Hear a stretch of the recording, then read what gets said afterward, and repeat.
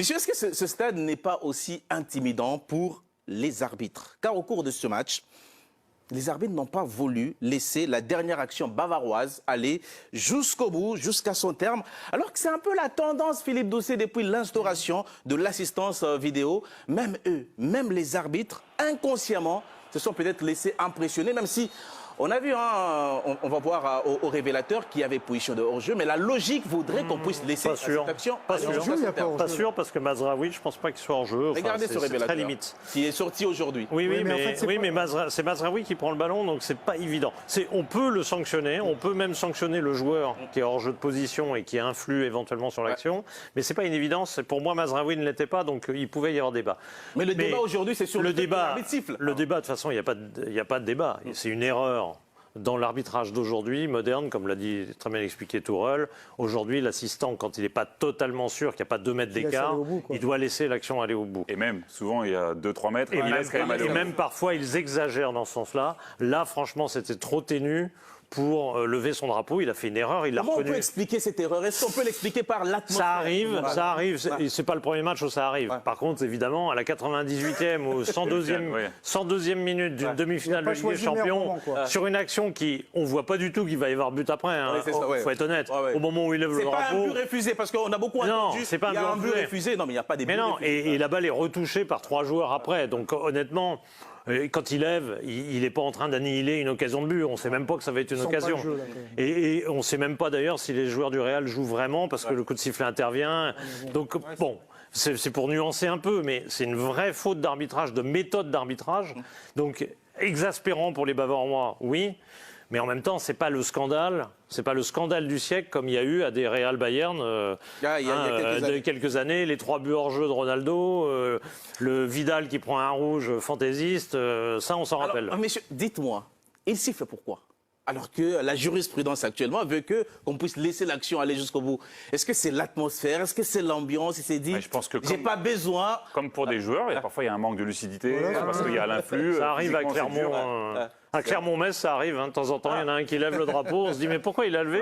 Parce que c'était pas évident. Mais là, on a souvent les meilleurs arbitres quand même à ce niveau de la compétition. C'est Simon Marcignac qui il y a plus de chances que ça arrive à Clermont-Metz. Mais il y a le meilleur gardien, Neuer, il fait une erreur quand même. C'est pas parce qu'ils sont là, les erreurs arrivent partout. Neuer ne fait pas d'erreur. C'est d'ailleurs qui fait une erreur. Il ne peut pas avoir suivi la frappe. Oui, mais quand même. Non, parce que la frappe, elle était puissante. Il y a un rebond avant. Regardez, moi je veux qu'on puisse prolonger sur le débat. Regardez la déclaration des Matthijs de Ligt, le défenseur du Bayern Munich, qui dit « Si je suis hors jeu, pas de problème. Mais je ne sais pas si je le suis et les règles sont claires. L'arbitre doit laisser l'action aller jusqu'à son terme avant de siffler. C'est la règle. Je trouve cela un peu honteux. Les buts de Rosselló étaient aussi presque hors jeu et il continue à jouer. Alors pourquoi pas avec nous? L'assistant s'est excusé. Je ne voudrais pas dire que le Real a toujours de la chance, mais ça fait aujourd'hui la différence. Il le dit entre les lignes. Il a un peu raison. Alors par contre, sur la règle, quand il dit la règle veut qu'on laisse aller jusqu'au bout, ça c'est pas vrai. C'est l'usage qui a fait qu'on a... C'est le VAR. Voilà, qui a fait qu'on aille jusqu'au bout. Mais sur le fond, dans l'esprit, il a 100% raison. Et en plus, il prend un bon exemple avec Rosselló qui finalement n'était pas hors jeu. Mais si on arrête cette action-là... Non mais honnêtement, plus... le doute et la suspicion sur le fait que le Real n'est pas arbitré comme les autres, parce que c'est ça en fait le fond du truc. C'est que comme par hasard, la pièce elle retombe toujours à peu près du même côté. Pourquoi ils ne sont pas arbitrés comme les autres? C'est parce que c'est un grand club, c'est parce que c'est à Bernabéu? Moi, il me faut des preuves. Moi, je ne suis pas dans le complotisme. Tu gagnes pas 14 championnats. Non, mais tous les clubs, tous les grands clubs de tous les championnats sont avantagés. De tous les championnats. On ne dit pas favorisés, mais ils sont avantagés. Non, mais là, ils sont avantagés contre le Bayern, qui est un monstre européen. Je veux dire, ils ne sont pas avantagés. Non, mais là, c'est peut-être une erreur, mais en manière générale, tu dis le fond du problème, c'est ce que le Real... C'est ce qui se dit, quoi. Ils n'ont pas toujours ce genre de situation en demi-finale de Ligue des Champions. Non, mais il faudrait c'est plus un truc global et ça vient rajouter un petit peu de l'eau au moulin des détracteurs. Si le Real avait été éliminé, peut-être que d'autres seraient revenus sur le but refusé du Real en disant que c'était pas normal, machin. C'est difficile à dire. Des goûts et des couleurs. Je veux dire, il y a un regard un peu partisan sur ces discussions-là. Honnêtement là, c'est pas le scandale du siècle. C'est une vraie erreur technique d'arbitrage. Mais on ne sait même pas, les défenseurs s'arrêtent un peu, on ne sait même pas s'il y aurait eu but. Franchement. Pour revenir au débat. Gardien, Lounine, est-ce qu'il y a quelque chose? Il y a quelque chose dans ce stade de particulier? Tous les grands clubs ont des avantages avec l'arbitrage. Il y a souvent des grands joueurs, il y a souvent des grandes équipes, voilà. Tous les grands clubs. Et le PSG se plaint, raconte que c'est uniquement comme ça que le Real et le Barça ont construit leur carrière. Différemment en Ligue 1. Bon, je crois qu'à la 15e Coupe d'Europe, peut-être qu'ils vont reconnaître que le Real en a gagné normalement quelques-unes quand même, à la 15e peut-être. Mais surtout, attendez, le PSG cette année, penalty bidon contre Dortmund qui les fait gagner, penalty bidon contre Newcastle qui les fait une égalisation, sinon ils sautent, ils passent à la trappe. Faut arrêter. Je veux dire, tous les grands clubs ont à un moment des petits coups de pouce. Hein. Ça finit par s'équilibrer. Alors, oui, mais sur le moment, sur un match, non. Là, sur un match, il y a un avantage pour un club. Là, parfois. Mais bon, en Allemagne, ils rappellent quand même qu'ils ont déjà connu ça face au oui, bien sûr. Quand on est face au Bayern. Par le passé. Après, vous prenez un joueur comme Müller, vous parliez tout à l'heure d'un stade intimidant.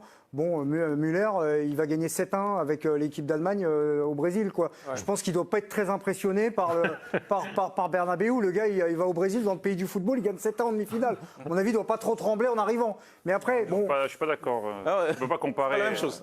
Je ne peux pas comparer. Le football du monde, c'est un peu plus... C'est un peu plus festif. Je pense que les Brésiliens, ils avaient... Le maillot national, c'est lui rapporté. Hein. Non, mais leur porté, mais on parle d'ambiance. Sans avoir été au stade... que ce soit au Vélodrome ou à Bernabéu sur les 2 derniers matchs qu'il y a eu, sincèrement, en regardant la télé, j'ai été plus impressionné par les supporters de l'OM que ceux du Bernabéu. On parle d'un stade intimidant, c'est-à-dire il y a la pelouse aussi. Il y a pas que on ne parle pas des tribunes, on dit le stade. On est au moins d'accord qu'il y a des équipes qui bénéficient jouer Marseille que le Real Madrid. Parce qu'il y a quelque chose qui se passe. Oui, mais des équipes gagnent à Madrid. Et voilà. Après, il y a les stades guet-apens où tu as peur de pas sortir. J'ai plus peur s'il y a un remplaçant qui s'appelle Modric qui rentre que si c'est un remplaçant de l'Olympique de Marseille. Monsieur, vous voulez savoir ce qu'en pensent nos abonnés? Ils vont dire le résultat du sondage avec vous, Flavien. Est-ce que vous l'avez? Oui, bien sûr, je l'ai. Donc, Santiago Bernabéu est-il le stade le plus intimidant d'Europe? 81% de oui contre 19% de non, malgré l'argument béton de Nabil Djellit. Effectivement, ils sont un peu plus allants sur ce thème. Est-ce que le Real Madrid a volé sa qualification contre le Bayern de Munich? Salut à toi et bienvenue dans cette vidéo. Dans cette vidéo, on va parler du Real Madrid. Mais avant de commencer, si tu me découvres à travers cette vidéo, ici on parle de foot. Ici, nous, on n'est passionné par le foot. Le foot, c'est notre passion. Donc, si tu es intéressé par la thématique et surtout, si tu aimes ce genre de contenu, si ce genre de contenu te parle, n'hésite pas de t'abonner, d'activer la cloche de notification pour ne rien manquer des prochaines vidéos qui vont arriver sur la chaîne si c'est fait, on est parti. Alors, le Real de Madrid, les amis, le Real, la Maison Blanche, est-ce qu'ils ont volé les qualifications? Est-ce que le Bayern méritait mieux? Est-ce que le Bayern méritait de se qualifier? Pour moi, je pense que le Real n'a pas volé sa qualification. Certes, il y a eu un fait de jeu à la dernière minute, notamment ce but refusé par le Bayern de Munich. Mais ce but, l'arbitre avait déjà sifflé. L'arbitre, les amis, moi j'en veux un peu à l'arbitre, puisque l'arbitre devait d'abord laisser s'écouler l'action. L'action devait d'abord finir. Ensuite, il pouvait dire s'il y a hors-jeu ou pas. Du moment où l'arbitre a sifflé, les jeux du Real se sont arrêtés. Pour moi, c'est très difficile de tirer une conclusion, puisque rien ne prouve que si l'arbitre avait laissé s'écouler l'action, rien ne prouve qu'un jeu du Real n'allait sortir là-bas avec un tacle. Puisque l'arbitre a sifflé, les jeux du Real se sont arrêtés. Les jeux du Real se sont arrêtés. Donc, pour moi, c'est vraiment une action qui est faussée. C'est une action qui est faussée. Beaucoup de personnes retiennent seulement le but. Ils oublient que les jeux du Real se sont arrêtés. L'arbitre devait laisser s'écouler l'action. L'arbitre de cette rencontre, il ne devait pas siffler. Il devait laisser s'écouler l'action. Et à la fin, il juge s'il y a hors-jeu ou pas. Mais dans l'ensemble du match, le Real de Madrid n'a pas voulu sa qualifier. Le Real a tiré plus que le Bayern. Le Real a tiré plus que le Bayern. Le Real s'est procuré des occasions plus que le Bayern. Le Real, les amis, ils ont été endurants plus que le Bayern. Le match se joue 90 minutes. Le match ne se joue pas 87 minutes. Le match se joue 90 minutes. Et le Real de Madrid a été constant. Le Real finit souvent très très bien ce match. Donc, moi je pense même que si ce match-là partait même aux prolongations, le Bayern allait toujours perdre. Le Bayern allait toujours perdre. Du moment où Thomas Tuchel a sorti Harry Kane, pour moi, ça a été une erreur monumentale. Après, en conférence de presse, Thomas Tuchel, il a dit que Harry Kane était blessé, il ne pouvait pas finir le match. Mais c'est du bullshit. C'est du bullshit. Harry Kane, je suis persuadé qu'Harry Kane n'était pas blessé. C'était un choix tactique.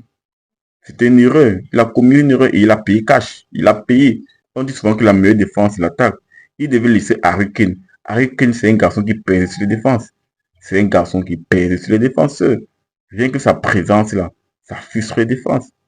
Ça frustre les défenses. Donc, même si ce match-là allait aux prolongations, moi, je ne pense pas que le Bayern de Munich devait se qualifier, puisque le Real de Madrid, lorsque le Real prend l'ascendance psychologique sur toi, lorsqu'ils prennent l'ascendance psychologique sur toi, c'est game over, c'est mort. Tu oublies. Ces Real-là, mentalement, ils avaient pris le dessus sur le Bayern de Munich. Et du coup, je voyais très mal le Bayern de Munich gagner même aux prolongations. Surtout sans Harry Kane. Surtout sans Harry Kane. Donc, les amis, même si ce match partait aux prolongations, ça devait être très compliqué pour le Bayern. Très, très, les amis. Après, comme je vous l'ai expliqué, le Real de Madrid n'a pas voulu sa qualification.